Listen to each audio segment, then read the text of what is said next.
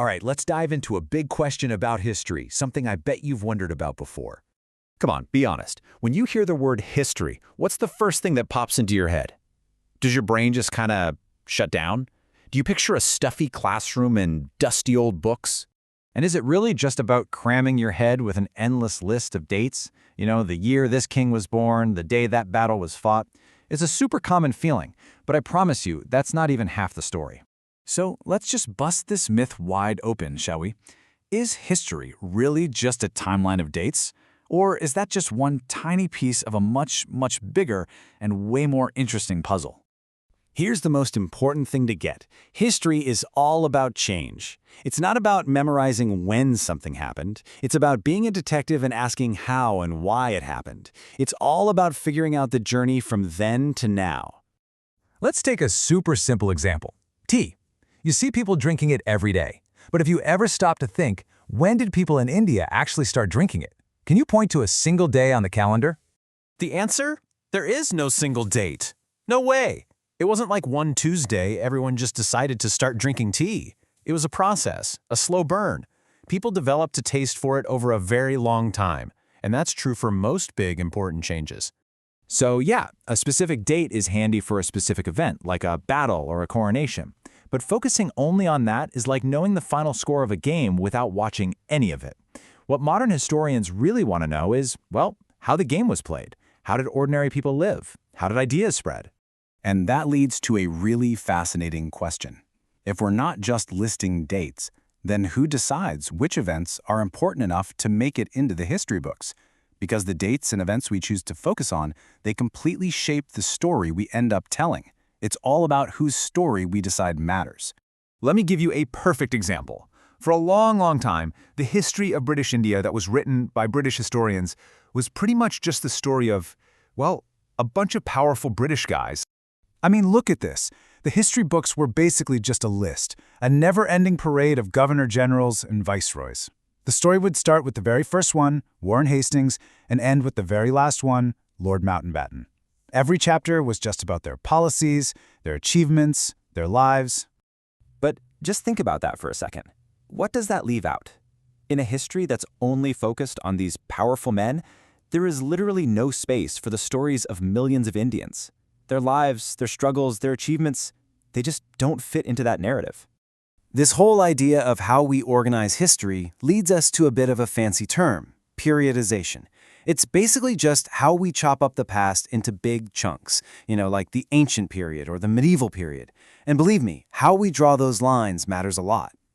Take a look at this. Way back in 1817, a Scottish philosopher named James Mill split Indian history into 3 neat little boxes: Hindu, Muslim, and British. Now, look at how most historians do it today. Totally different, right? So what gives? Well, Mill's view was, to put it lightly, really problematic. By labeling these huge eras by the religion of the rulers, he basically implied nothing else mattered. He completely ignored the millions of people from all kinds of different faiths living their lives. He also pushed this idea that pre-British India was a period of darkness and that only British rule could civilize the country.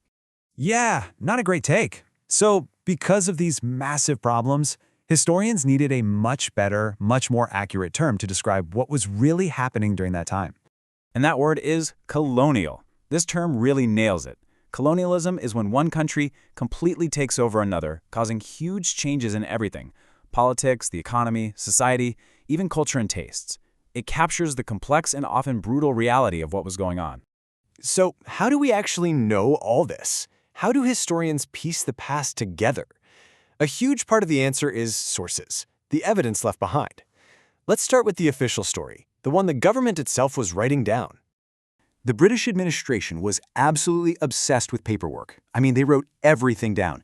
Every single instruction, plan, policy, and report had to be carefully recorded. This created a literal mountain of documents, which they kept in places just like this one, the National Archives of India.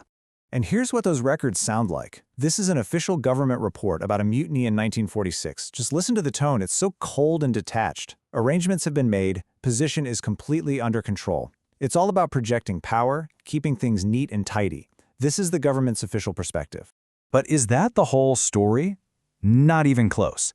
Official records tell us what the officials thought. what they did, and what they wanted future generations to remember. To get a real full picture, we have to hunt for the other voices. Okay, now compare that cold government report to this quote from a newspaper about a police strike in that same year. A striker says, "The food supplied to us is not fit for human consumption." Wow. All of a sudden you can feel the emotion, the anger, the personal experience. These are the kinds of details you would never find in an official file. And sources aren't just text. Images tell stories too, and they almost always have a point of view. This picture was drawn by the British after the 1857 rebellion. Look at the caption, "Mutinous sepoys shared the loot." The way they're drawn is meant to make them look greedy, vicious, and brutal. This isn't a photograph of what happened. This is propaganda, plain and simple. And that's really the key thing to understand. Official records, and even sources like newspapers, which were written by people who were literate, can only show us one part of the picture.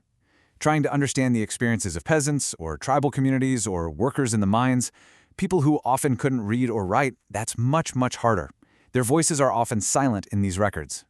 So you see, history isn't some fixed story that's already been written. It's an ongoing investigation.